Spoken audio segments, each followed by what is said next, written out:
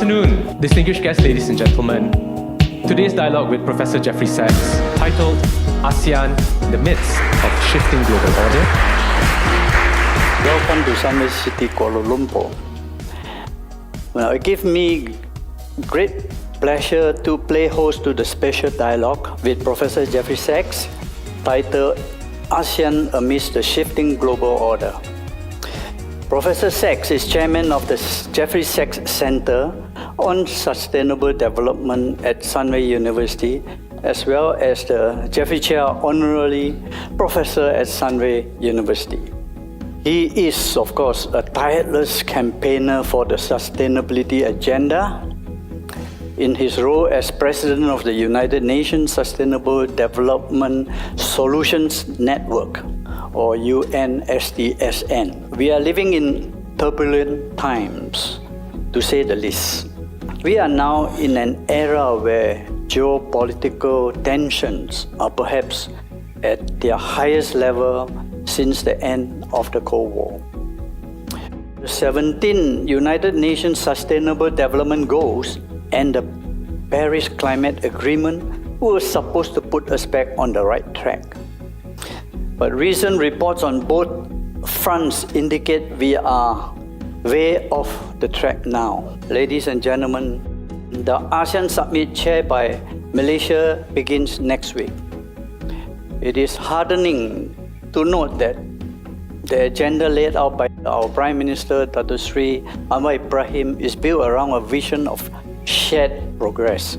Our shared aspiration in ASEAN for a more inclusive, prosperous and sustainable future is a source of hope and positivity in these times of turmoil and turbulence.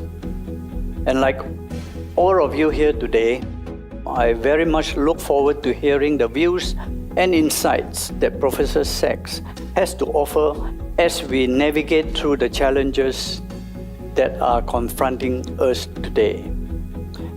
Without further ado, Jeff, I hand the mic to you. Thank you. Well, and so this upcoming summit is a very promising opportunity and a great tribute to Malaysia also as president of ASEAN. I'm sure that it's going to be a spectacular success in the coming week, and also the Malaysian presidency of ASEAN is going to be a spectacular success.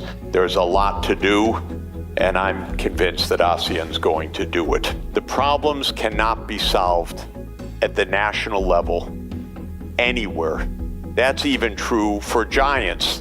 For India, they need hydropower coming from the Himalayas, from Nepal and Bhutan. China needs an interconnection of its grid with next door Mongolia and with Southeast Asia, in fact. The United States absolutely needs Canadian hydropower and Mexican solar power in order to be able to decarbonize the energy system. And for the 10 ASEAN countries, of course, not one reaches a scale that by itself could make this kind of transformation. So this is why the ASEAN Summit is so important, why Malaysia's presidency is so important, because regional groupings are no longer nice things to do, pleasant meetings to have with your neighbors. They are essential for success. We need governance at a regional scale. Diplomacy is the key, and diplomacy means talking. Japan and China and Korea should increase the diplomacy and not be divided by the United States. In 2,000 years, China never invaded Japan. Not once. Japan, unfortunately, tried to invade China a few times as two Confucian civilizations. They were at peace for most of 2 millennia, or it's sometimes called the Confucian peace, because there was a system, but it was basically a peaceful system of trade, some tribute which was symbolic, but completely peaceful. Then came the British, then came war, then came Japan's astoundingly successful economic development, starting with the Meiji Restoration, which started in 1868. Now, we're in 2025.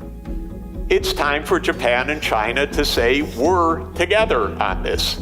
We don't need American military bases. We don't need to be divided by outsiders. There's no reason.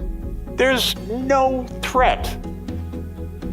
China's not going to invade Japan, period. There's just no threat.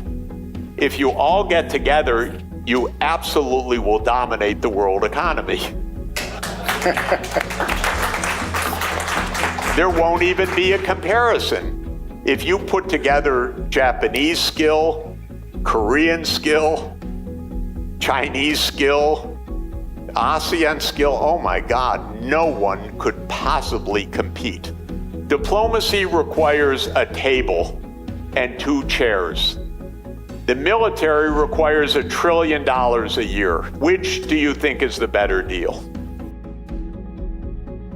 Asia has ended a long period of domination by Europe and by the United States of the world economy. And Asia has restored its place as the center of gravity of the world economy, the place that Asia has had for most of the last 2,000 years, actually, with the interruption of the period of the Industrial Revolution, which came first to Europe.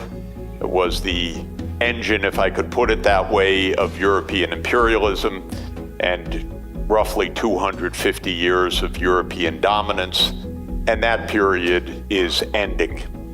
And here, let me say a word in favor of Mr. Trump. He actually does not like war. This is the best news imaginable. Boy, does he like money. He likes big airplanes. He likes all sorts of things. He likes golf, as we were discussing, but he doesn't like war. He is not a warmonger.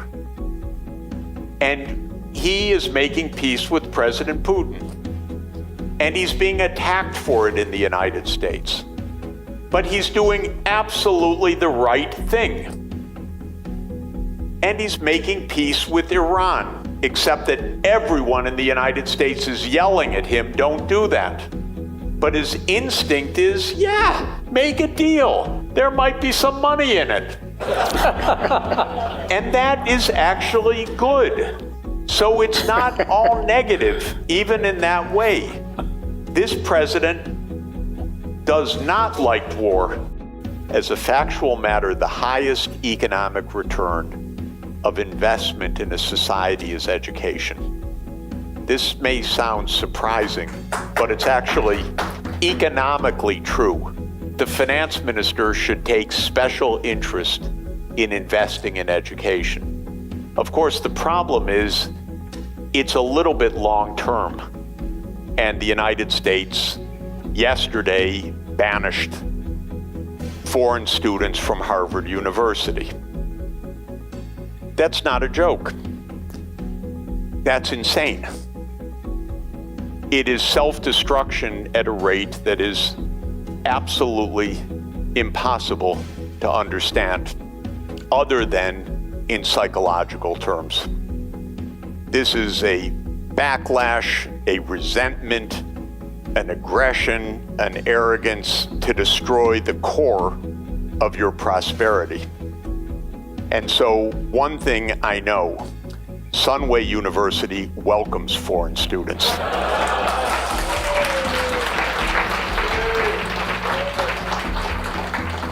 And it's going to pay off big time.